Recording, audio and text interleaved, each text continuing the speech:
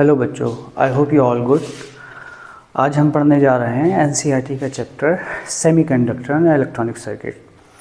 बच्चों, ये chapter start करने से पहले आपके हमेशा कुछ क्वेश्चंस होते हैं कि ये टॉपिक जो हैं, ये चैप्टर जो हैं हमारे कोर्स में क्यों इंट्रोड्यूस किए गए हैं और सेमीकंडक्टर्स का हमारी लाइफ में क्या यूज़ है, सेमीकंडक्टर्स क्यों यूज़ होते हैं।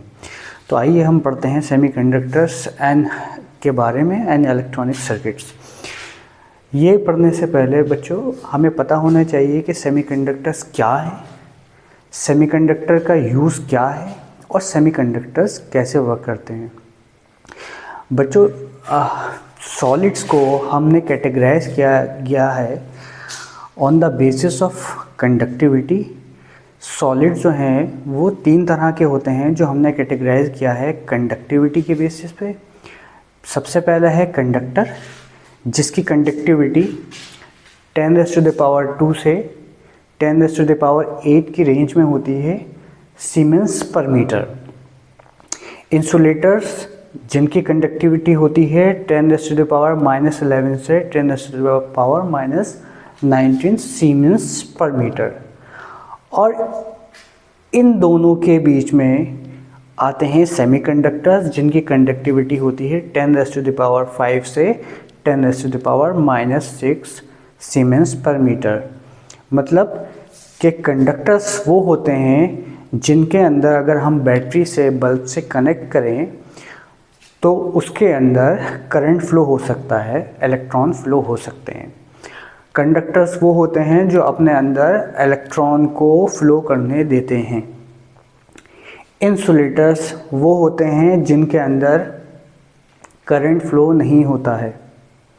और सेमीकंडक्टर्स कंडक्टर और इंसुलेटर्स के बीच में आते हैं। इनकी कंडक्टिविटी कंडक्टर और इंसुलेटर्स के बीच में आती है। जैसे कि हम समझ सकते हैं कि किसी सर्किट में अगर हम कोई मेटल सर्किट में कनेक्ट करें तो वो मेटल के अंदर करंट फ्लो हो जाएगा, दैट इज़ कंडक्टर। इसी तरह अगर हम ग्लास को किसी सर्किट में कनेक्ट करें तो वो अपने अंदर करंट अलाउ नहीं करेगा, that will be called as insulator.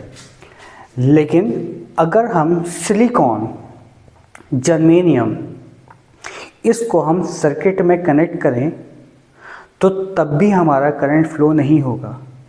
लेकिन हम अगर सेमीकंडक्टर्स के अंदर उसको बहुत ज़्यादा हीट करें या बहुत हाई वोल्टेज प्रोवाइड करें, तब सेमीकंडक्टर्स के अंदर करंट फ्लो होना शुरू हो जाएगा। इसका मतलब ये है कि सेमीकंडक्टर्स इंसुलेटर्स की तरह बिहेव करते हैं, लेकिन अंडर सर्टेन कंडीशंस सेमीकंडक्टर्स के अंदर करंट फ्लो हो सकता है। इसका मतलब ये हुआ कि जब हम चाहें तो सेमीकंडक्टर्स के अंदर करंट फ्लो करा सकते हैं और जब हम चाहें सेमीकंडक्टर्स के अंदर करंट फ्लो नहीं करा सकते। तो सेमीकंडक्टर का यूज़ यही है कि इसकी कंडक्टिविटी कंडक्टर और इंसुलेटर्स के बीच में आती है। 1897 में जब थॉमसन ने इलेक्ट्रॉन की डिस्कवरी की तो ये पता लगा कि इलेक्ट्रॉन नेगेटिवली चार्ज पार्टिकल होते हैं और बहुत लाइट पार्टिकल होते हैं, जो कि थोड़ी सी एनर्जी से उनके डायरेक्शंस को मैनिपुलेट किया जा सकता है। और इसी तरह से जब इलेक्ट्रॉन का फ्लो को हम कंट्रोल करते हैं तो ऐसे सारे डिवाइसेस इलेक्ट्रॉनिक डिवाइसेस कहलाती हैं। जैसा कि हमारा दूसरा टॉपिक है कि हमारा why do we use and the purpose of semiconductors, semiconductors का पर्पस क्या है। बच्चों, आपने घर में बोर्ड्स देखे होंगे, इलेक्ट्रिक बोर्ड्स देखे होंगे, उसके अंदर स्विचेस होते हैं और उन स्विचेस का पर्पस ये होता है कि जब आप उनको ऑन करें तो आपके घर में लाइट, फैन ऑन हो जाए, उनमें इलेक्ट्रिसिटी फ्लो होना शुरू हो जाए। लेकिन जब आप उसे ऑफ़ करते हैं तो उसके अंदर आप जब ऑफ़ करते हैं तो लाइट आना, फ़ैन जो है वो बंद हो जाता है। अगर यही चीज़ आपको मैनुअली ना करना हो और ऑटोमेटिक करना हो तो आपको इलेक्ट्रॉनिक डिवाइसेस की ज़रूरत पड़ेगी। और वो इलेक्ट्रॉनिक डिवाइसेस कैसे होंगे, वो सेमीकंडक्टर बेसिस होंगे।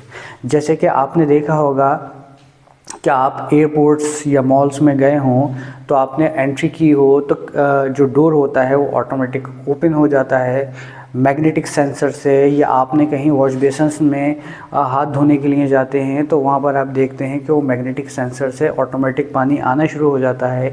या फिर कहीं आपने ये देखा होगा RFIDs होती हैं, आपके पंच कार्ड्स होते हैं, जहाँ कहीं आप लगाते हैं वहाँ पर आपकी अटेंडेंस लगती है या आपको एंट्री मिलती है। तो ये सारी चीज़ें जो हैं, या आपने अपनी मोबाइल स्क्रीन आप बटन दबाते हैं तो लाइट जो है स्क्रीन ऑफ हो जाती है, ऑन हो जाती है। ये सारे पर्पस जो हैं ये ऑटोमेटिक्स, ये किसके बेसिस पे हैं? सेमीकंडक्टर के बेसिस पे हैं। ये सारे डिवाइसेस किस बेस पे होती हैं? सेमीकंडक्टर बेसिस पे होती हैं।